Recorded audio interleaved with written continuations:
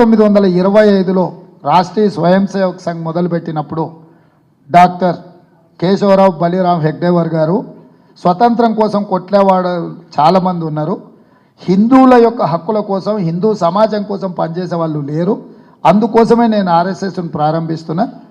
100 సంవత్సరాల లోపల ఈ దేశాన్ని హిందూ దేశంగా ప్రకటించే విధానాన్ని కార్యాచరణ తీసుకొని ముందుకెళ్తామని వారు మొదలుపెట్టినారు. ఆ రోజు ఆ 100 సంవత్సరాలు 2025 ఇప్పుడు పూర్తి కాబోతుంది. వారి తర్వాత బాధ్యతలు తీసుకున్న గోల్వాల్కర్ గారు రాసిన రచనలు మీరు అందరు చదివినారు. బంచ్ ఆఫ్ థాట్స్ కాకపోతే ఇతర విషయాలు. వారు రిజర్వేషన్లను వ్యతిరేకిస్తూ స్పష్టమైన విధానాన్ని మాట్లాడినరు, రాసిండ్రు. ఈరోజు అన్ని రాజకీయ పార్టీలు అవి మదర్ ఆర్గనైజేషన్స్, వాటికి ఫ్రంటల్. ఇప్పుడు కాంగ్రెస్ పార్టీ ఉందనుకోండి, ఐఎన్సీ ఈజ్ మదర్ ఆర్గనైజేషన్. మాకు యూత్ కాంగ్రెస్ కావచ్చు, ఎన్ఎస్యుఐ కావచ్చు, మహిళా కాంగ్రెస్ కావచ్చు, ఐఎన్టీయూసీ కావచ్చు, ఇవన్నీ మా ఫ్రంటల్స్. మిగతా రాజకీయ పార్టీలు కూడా రాజకీయ పార్టీలే మెయిన్ ఆర్గనైజేషన్స్, మిగతా ఇవన్నీ frontals. Whereas in BJP is not an mother organisation. BJP is an frontal organisation of RSS. RSS యొక్క రాజకీయ కార్యాచరణను అమలు చేయడానికి వాళ్ళు బీజేపీని ఏర్పాటు చేసుకున్నారు. హిందూ సమాజం కోసం విశ్వ హిందూ పరిషత్తును పెట్టుకున్నారు. విద్యార్థి సమాజం కోసం అఖిల భారతీయ విద్యార్థి పరిషత్తును పెట్టుకున్నారు.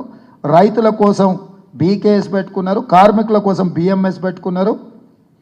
అగ్రెసివ్ మిలిటెంట్ యాక్టివిటీ కోసం బజరంగ్ దళ్ను పెట్టుకున్నారు. ఆదివాసీల కోసం వనవాసి కళ్యాణ్ పరిషత్ అని పెట్టుకున్నారు. అంటే ఆర్ఎస్ఎస్ యొక్క ఎజెండాను అమలు చేయడానికి ఆర్ఎస్ఎస్ ఎన్నో ఫ్రంటల్ ఆర్గనైజేషన్స్ పెట్టుకున్నది. అందులో political frontal organisation is BJP.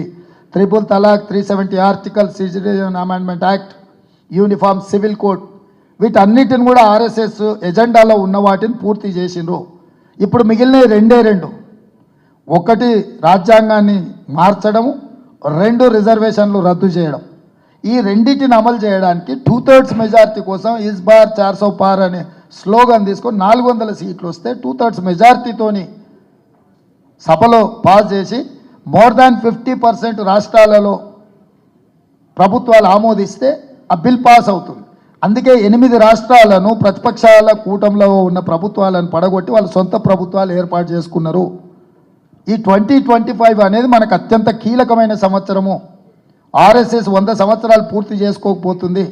RSS భావజాలాన్ని పూర్తి స్థాయిలో ఈ దేశంలో అమలు చేయడానికి అగ్రెసివ్గా బీజేపీ ముందుకు రాబోతుంది. ఇది ఐడియాలజికల్ వార్. ఈ ఐడియాలజికల్ వార్లో వాళ్ళు దేన్నైనా స్టేక్ చేయాలి. MFSN ఛానల్కు లైక్ చేయండి, షేర్ చేయండి, సబ్స్క్రైబ్ చేయండి.